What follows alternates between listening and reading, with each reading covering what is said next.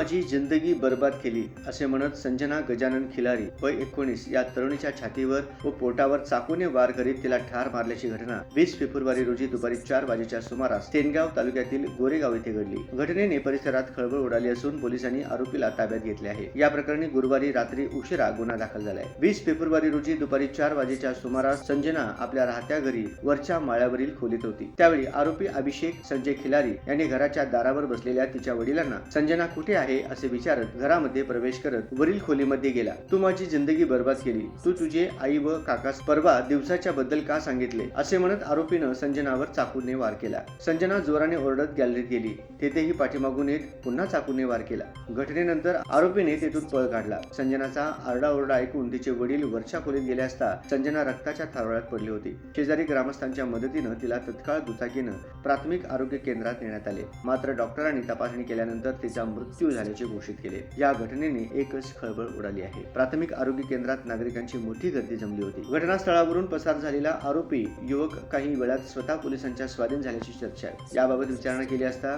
केंद्राकडे जाणाऱ्या रस्त्यावरून दुचाकीने पसार होत असताना आरोपीला ताब्यात घेतल्याची माहिती फौजदार नितेश लेंगुळे यांनी दिली।